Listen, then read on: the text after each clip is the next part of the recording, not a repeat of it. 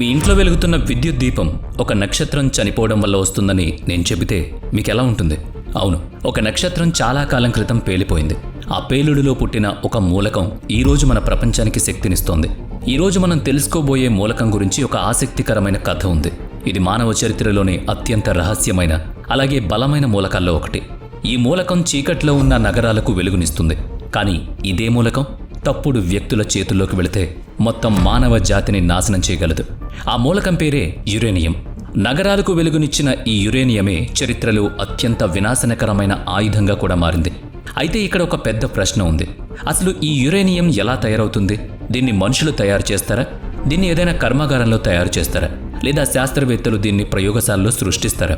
లేక దీని కథ మన భూమి కంటే పాతదా? లేదా ఇది విశ్వం మనకు ఇచ్చిన రహస్యమైన బహుమత? నిజం తెలిస్తే మీరు ఖచ్చితంగా ఆశ్చర్యపోతారు. యురేనియంను మనుషులు తయారు చేయలేదు. ఇది కొన్ని కోట్ల సంవత్సరాల క్రితం ఏర్పడింది. అప్పటికీ మన భూమి ఇంకా పుట్టలేదు. విశ్వంలో ఉండే చాలా పెద్ద నక్షత్రాల వయసు అయిపోయినప్పుడు అవి ఒక పెద్ద విస్ఫోటనంతో పేలిపోతాయి. ఆ భయంకరమైన పేలుడును భారీ నక్షత్ర విస్ఫోటనం అంటారు. ఈ పేలుడు వల్ల పుట్టిన విపరీతమైన వేడి అలాగే ఒత్తిడి కారణంగా ఎన్నో బరువైన మూలకాలు ఏర్పడ్డాయి. ఆ బరువైన మూలకాల్లో ఒకటే ఈ యురేనియం. మనం ఈరోజు అణుశక్తి కోసం వాడుతున్న ఈ మూలకం నిజానికి ఒక నక్షత్రం చనిపోయినప్పుడు మిగిలిన ఆఖరి గుర్తు. సుమారుగా 450 కోట్ల సంవత్సరాల క్రితం భూమి ఏర్పడినప్పుడు ఈ మూలకాన్ని భూమిలోని శిలల్లో కలిసిపోయాయి. యురేనియం కూడా వాటితో పాటే భూమి పొరల లోపల దాగిపోయింది. ఈ రోజు కూడా యురేనియం మనకు బయట ఎక్కడ కనిపించదు. ఇది భూమి లోపల ఉన్న శిలల్లో చాలా తక్కువ పరిమాణంలో ఉంటుంది. చాలాసార్లు ఒక టన్ను రాళ్లలో కేవలం 100 గ్రాముల యురేనియం మాత్రమే దొరుకుతుంది. అందుకే దీన్ని నేరుగా వాడుకోవడానికి వీలు పడదు. ఇక్కడ ఒక ముఖ్యమైన విషయం అర్థం చేసుకోవాలి. యురేనియం ఎలా తయారవుతుంది అని అడిగితే దాన్ని ఎవరో తయారు చేస్తున్నారని కాదు. నిజానికి యురేనియం ప్రకృతిలో ముందే ఉంటుంది. మనుషులు దాన్ని ముడి పదార్థాలుగా బయటకు తీసి వాడుకోవడానికి వీలుగా మార్చుకుంటారు. భూమి నుంచి తీసే ఈ రాళ్లను యురేనియం ఖనిజం అని పిలుస్తారు. ఆ ఖనిజాన్ని ముందుగా గనుల నుంచి బయటకు తీస్తారు. ఆ తర్వాత వాటిని పొడి చేసి ఒక ప్రత్యేకమైన పద్ధతి ద్వారా దాని నుంచి యురేనియంను వేరు చేస్తారు. ఆ తర్వాత విద్యుత్ ఉత్పత్తి కోసం వాడుకునేలా దాన్ని మరింత శుభ్రం చేస్తారు. అంటే ఇక్కడ జరిగే అసలు పద్ధతి తయారు చేయడం కాదు, దాని రూపాన్ని మార్చడం మాత్రమే. ఒక సాధారణ రాయి ప్రపంచంలోని అత్యంత శక్తివంతమైన ఇంధనంగా ఎలా మారుతుందో మనం చూడొచ్చు. అలాగే ఇదే మూలకం చరిత్రలోని అతిపెద్ద సంఘటనలతో ఎలా ముడిపడి ఉందో కూడా తెలుసుకోవచ్చు. ఒకసారి ఊహించుకోండి, భూమికి 100 మీటర్ల అడుగున చిమ్మ చీకటి ఉంటుంది. అక్కడ భారీ యంత్రాల చప్పుళ్లు వినిపిస్తూ ఉంటాయి. కంటికి కనిపించని కానీ కోట్ల విలువ చేసే ఒక లోహం కోసం కార్మికులు అక్కడ వెతుకుతూ ఉంటారు. ఇదే ఆ యురేనియం గనుల ప్రపంచం. యురేనియం సాధారణంగా రాళ్లల్లో చాలా తక్కువగా దొరుకుతుంది. కాబట్టి దీన్ని బయటకు తీయడం అంత తేలికైన పని కాదు. దీనికోసం ఒక ప్రత్యేకమైన విధానాన్ని వాడతారు. ముఖ్యంగా 3 పద్ధతుల ద్వారా యురేనియంను వెలికితీస్తారు. మొదటి పద్ధతి బహిరంగ గనుల తవ్వకం. భూమి పై పొరల్లో యురేనియం ఉన్నప్పుడు ఈ పద్ధతిని వాడతారు. పెద్ద పెద్ద యంత్రాలతో భూమిని తవ్వి ఒక పెద్ద గుంతను చేస్తారు. బయట నుంచి చూస్తే ఇది ఒక మైదానంలా కనిపిస్తుంది, కానీ నిజానికి ఇది 100 అడుగుల కంటే ఎక్కువ లోతుండొచ్చు. రెండో పద్ధతి భూగర్భ గనుల తవ్వకం. యురేనియం భూమికి చాలా అడుగున ఉన్నప్పుడు భూమి లోపల సొరంగాలు నిర్మిస్తారు.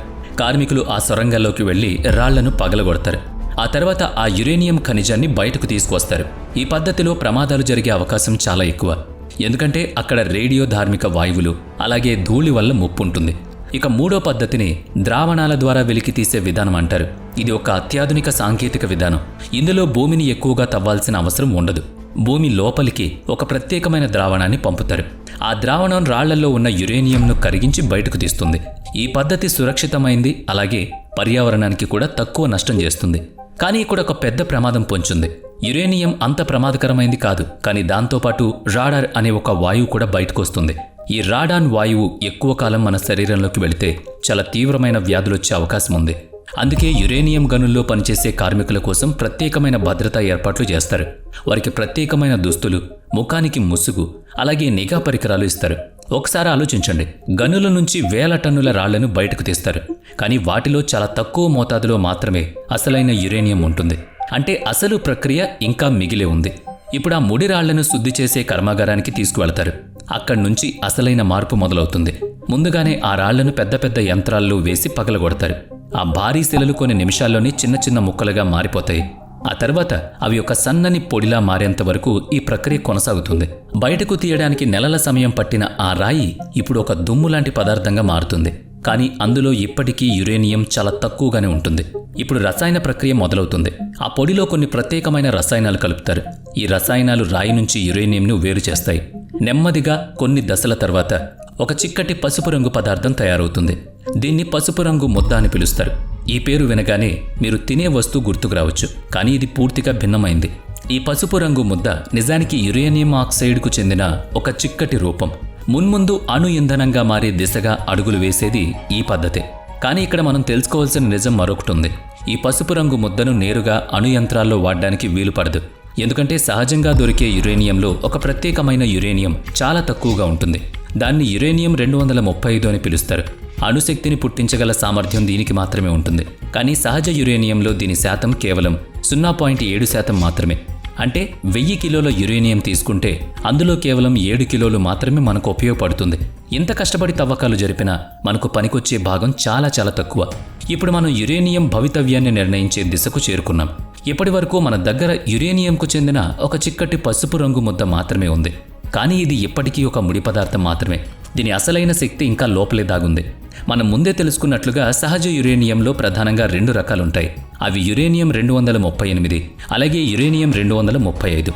వీటిలో అసలైన శక్తిని పుట్టించే యురేనియం 235 మాత్రమే. కానీ సహజ యురేనియంలో యురేనియం 235 కేవలం 0.7% మాత్రమే ఉండడం ఇక్కడ అసలు సమస్య. దీన్ని నేరుగా వాడితే అణు యంత్రాలకు ఏమాత్రం సరిపోదు. ఇక్కడి నుంచే అత్యంత క్లిష్టమైన అలాగే సున్నితమైన సంపన్న ప్రక్రియ మొదలవుతుంది. ఈ ప్రక్రియ చాలా ప్రత్యేకమైంది. ప్రపంచంలోని కొన్ని దేశాలు మాత్రమే దీన్ని పూర్తిగా చేయగలుగుతున్నాయి. అందుకే దీనిపై అంతర్జాతీయ స్థాయిలో చాలా కఠినమైన నిఘా ఉంటుంది. ముందుగా ఆ పసుపు రంగు ముద్దను ఒక వాయువుగా మారుస్తారు. దీన్ని యురేనియం హెక్సాఫ్లోరైడ్ వాయువు అని పిలుస్తారు. ఇక్కడే అసలు ప్రక్రియ మొదలవుతుంది. యురేనియం 235 అలాగే యురేనియం 238 బరువులో చాలా చిన్న వ్యత్యాసం ఉంటుంది. ఆ బరువుల మధ్య తేడా చాలా తక్కువగా ఉంటుంది. కాబట్టి వాటిని వేరు చేయడం ఒక పెద్ద సవాల్. దీనికోసం స్తూపాకారంలో ఉండి చాలా వేగంగా తిరిగే అపకేంద్రం యంత్రాలను ఉపయోగిస్తారు.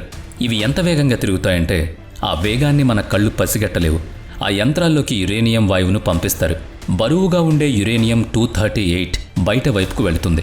అదే సమయంలో తేలిగ్గా ఉండే యురేనియం 235 మధ్య భాగానికి చేరుకుని ఒకచోట పోగవుతుంది. కానీ ఈ పని ఒకేసారి జరిగిపోదు. ఈ ప్రక్రియను వేలసార్లు చేయాల్సి ఉంటుంది. యురేనియం 235% నెమ్మదిగా పెంచడానికి వేలాది యంత్రాలు ఒకేసారి కలిసి పనిచేస్తాయి. దీన్ని విద్యుత్ ఉత్పత్తి కోసం వాడాలంటే యురేనియం 235% 3% నుంచి 5% వరకు పెంచుతారు. కానీ దీన్ని ఆయుధాల తయారీకి వాడాలంటే ఆ శాతాన్ని ఏకంగా 90% వరకు పెంచుతారు. ఇక్కడి నుంచే ప్రపంచ దేశాల రాజకీయాలు, భయం అలాగే ఉద్రిక్తతల కథలు మొదలవుతాయి. ఎందుకంటే ఈ సుసంపన్నమైన ప్రక్రియే శాంతికి మరియు వినాశనానికి మధ్య ఒక గీతను గీస్తుంది. ఇప్పుడు మన ముందున్న ప్రశ్న ఏంటంటే, సుసంపన్నం చేసిన ఈ యురేనియం అణు యంత్రంలో ఎలా పనిచేస్తుంది? దీని ద్వారా శక్తి ఎలా పుడుతుంది? అలాగే దీన్ని నియంత్రించడం ఎందుకు అంత అవసరం? ఇప్పుడు మన దగ్గర సుసంపన్నం చేసిన యురేనియం ఉంది. అంటే యురేనియం 235% పెంచబడిన యురేనియం అన్నమాట. కానీ దీన్ని కూడా నేరుగా అణు యంత్రంలోకి పంపరు. ముందుగా ఈ వాయువును మళ్లీ ఘన రూపంలోకి మారుస్తారు. దీన్ని చిన్న చిన్న పింగాణి లాంటి ముక్కలుగా మారుస్తారు. ఇవి చూడ్డానికి చాలా సాధారణంగా కనిపిస్తాయి. ఇవి దాదాపుగా ఒక చిన్న గోళీ అంతా ఉంటాయన్నమాట. కానీ ఒక చిన్న యురేనియం ముక్క సుమారుగా 1 టన్ను బొగ్గు ఇచ్చేంత శక్తిని ఉత్పత్తి చేస్తుంది. ఇంత చిన్న వస్తువులో అంత శక్తి ఉండడం నిజంగా ఆశ్చర్యం. ఈ ముక్కలను పొడవైన లోహపు గొట్టాల్లో నింపుతారు. ఈ గొట్టాల్ని ఇంధన కడ్డీలు అని పిలుస్తారు. ఆ తర్వాత ఇలాంటి అనేక కడ్డీలు కలిపి ఒక ఇంధన సముదాయంగా మారుస్తారు. ఇక్కడే అణు విచ్ఛిత్తి అనే అసలైన అద్భుతం మొదలవుతుంది. యురేనియం 235కు చెందిన ఒక అణువును ఒక న్యూట్రాన్ ఢీకొట్టినప్పుడు ఆ అణువు 2గా విడిపోతుంది. ఇలా విడిపోయినప్పుడు చాలా పెద్ద మొత్తంలో శక్తి బయటపడుతుంది. దాంతోపాటే 2 లేదా 3 కొత్త న్యూట్రాన్లు కూడా బయటకొస్తాయి. ఈ కొత్త న్యూట్రాన్లు ముందుకు వెళ్లి ఇతర యురేనియం అణువులను ఢీకొడతాయి. ఇలా ప్రక్రియ నిరంతరంగా కొనసాగుతూనే ఉంటుంది. దీన్ని గొలుసుకట్టు చర్య అంటారు. కానీ ఈ గొలుసుకట్టు చర్య అదుపు తప్పితే ఆ శక్తి వినాశనానికి దారితీస్తుంది. అందుకే అణు యంత్రం లోపల నియంత్రణ కడ్డీల్ని ఏర్పాటు చేస్తారు. ఈ కడ్డీలు అదనంగా ఉన్న న్యూట్రాన్లను పీల్చుకుంటాయి. దీనివల్ల లోపల జరిగే చర్య అదుపులో ఉంటుంది. అణు యంత్రం లోపల పుట్టే వేడితో నీటిని బాగా మరిగిస్తారు. అప్పుడు ఆ నీరు ఆవిరిగా మారుతుంది. ఈ ఆవిరి పెద్ద యంత్ర చక్రాలను వేగంగా తిప్పుతుంది. తద్వారా విద్యుత్ తయారవుతుంది. అంటే చివరకు మన ఇళ్లకు వచ్చే విద్యుత్ ఒక అణువు విడిపోవడం వల్ల వచ్చిన శక్తి అన్నమాట. ఒక నక్షత్రం చనిపోవడం వల్ల ఏర్పడిన మూలకం భూమి అడుగు భాగం నుంచి బయటకొచ్చింది.